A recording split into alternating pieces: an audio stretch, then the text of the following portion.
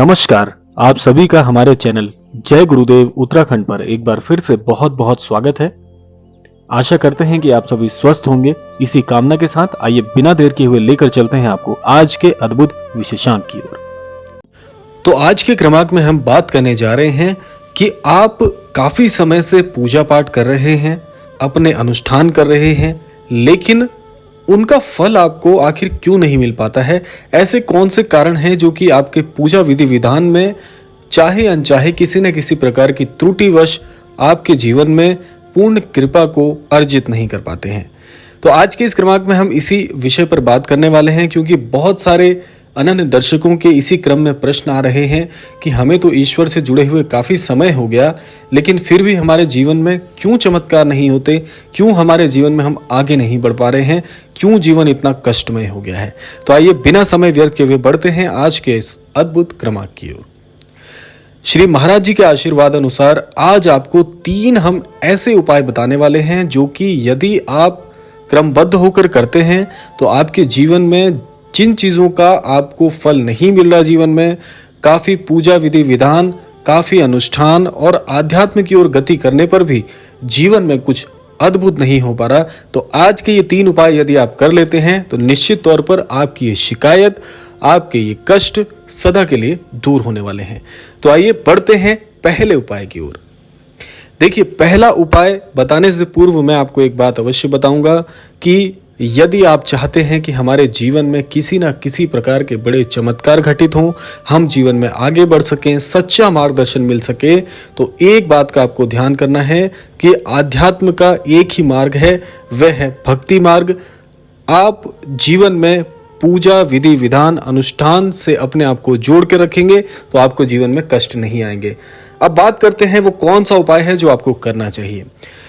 पहला उपाय आपको यह करना है कि पूरे दिन का, इस पूरे जीवन का सबसे अद्भुत जो क्षण होता है, जिस समय ईश्वर अपनी ऊर्जाएं प्रत्यक्ष रूप से इस धरा पर भेजते हैं, वह काल होता है ब्रह्म मुहूर्त का काल। ब्रह्म मुहूर्त के काल में अलग अलग लोगों ने अलग अलग प्रकार से इन बातों को कहा है, लेकिन ब्रह्म मुहूर्त का जो उचित समय होता है वह हमारे भारतवर्ष में प्रातःकालीन 3 बजे से लेकर 5 बजे तक का समय बहुत बहुत अनुकूल माना गया है। अगर आप ब्रह्म मुहूर्त काल में सुबह उठकर ईश्वर को पहली पूजा, पहली विधि और पहले अनुष्ठान प्रेषित करते हैं तो ये वो समय होता है जब आप सोचिए, मैं आपको बड़े ही आसानी से इस बात को बताता हूं कि आप सोचिए जब ईश्वर की संपूर्ण ऊर्जा इस धरा पर पड़ रही होती है, उस समय यदि आप जागृत अवस्था में ईश्वर को नमन करते हैं, ईश्वर से प्रार्थनाएं करते हैं, तो उस समय ईश्वर का आपके साथ प्रत्यक्ष संबंध है वो स्थापित हो जाता है। और इस प्रत्यक्ष संबंध में आपकी जो बुद्धि होती है, क्योंकि देखिए जो इस संपूर्ण सृष्टि में ऊर्जा विराजमान है वही ऊर्जा आपके अंतर्गत भी विराजमान है, तो ऊर्जा से ऊर्जा का मिलन यानी आत्मा से परमात्मा के मिलन का वे सबसे अनुकूल समय होता है ब्रह्म मुहूर्त का काल। इसीलिए ब्रह्म मुहूर्त के काल को हमारे धर्म शास्त्रों में भी बहुत बहुत उत्कृष्ट स्थान प्राप्त है। ये वो अभीष्ट समय होता है जिस समय बहुत से ऋषि मुनि जागृत अवस्था में होकर ईश्वर से अपनी हर बात को कहने में सक्षम हो पाते हैं और ईश्वर से आशीष प्राप्त करने में भी सामर्थ्य बना पाते हैं। तो इसीलिए ब्रह्म मुहूर्त को अपना कर देखिए, इस विशिष्ट समय काल में आप जागृत होकर देखिए तो आप पाएंगे कि आपके जीवन में बहुत सी परेशानियां स्वतः ही दूर हो जाएंगी। तो अब बात करते हैं दूसरे उस अद्भुत उपाय की जो कि आपको करना चाहिए। देखिए, ये उपाय श्री महाराज जी से प्रत्यक्ष रूप से जुड़ा हुआ है। जैसे मैंने आपको बहुत से क्रमांकों में बताया है कि किस प्रकार से प्रभु श्री राम जी के नाम की महिमा को आपको अपने जीवन में शामिल करना चाहिए, यानी कि मैंने कई क्रमांकों में आपको बताया हुआ है कि श्री राम जी के नाम का आपको जाप करना चाहिए।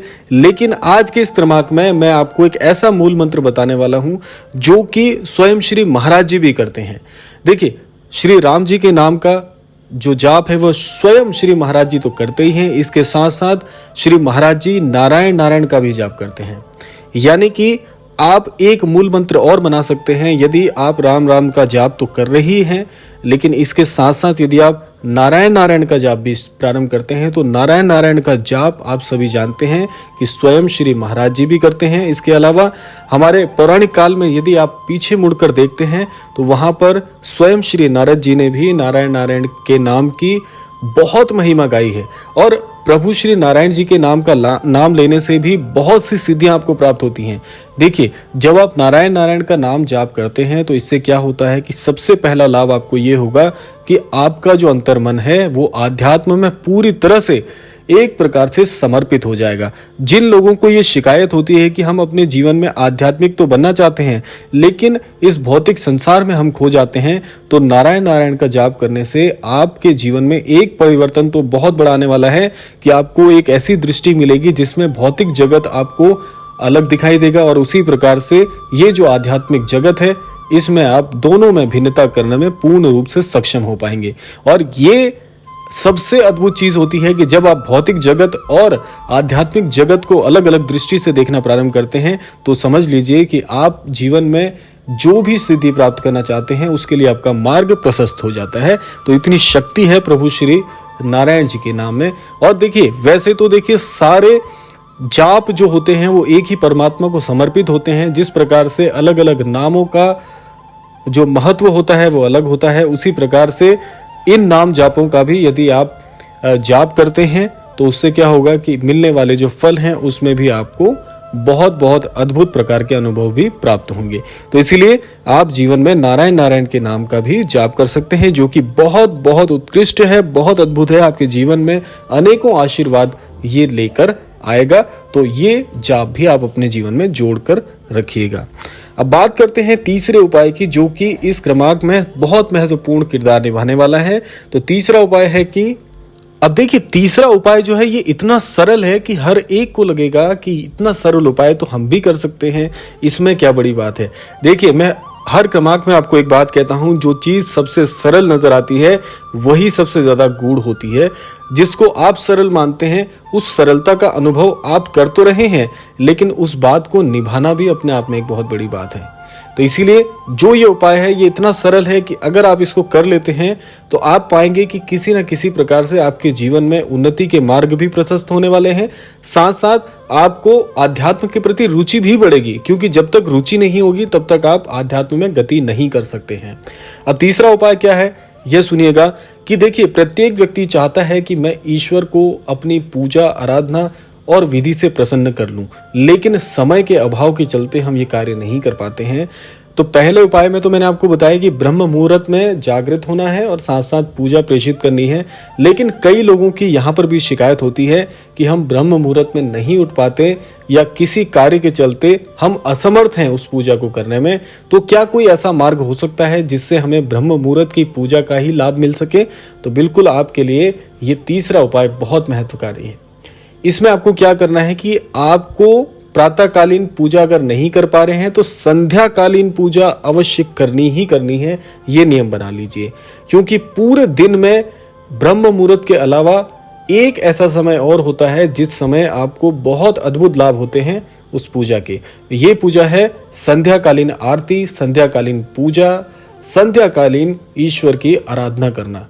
संध्याकालीन का समय जो होता है वो सूर्यास्त के बाद का माना गया है। तो सूर्यास्त के बाद की जो पूजा होती है उसमें अवश्य आपको पूर्ण रूप से अपने अंतर्मन की बात ईश्वर से कहनी है।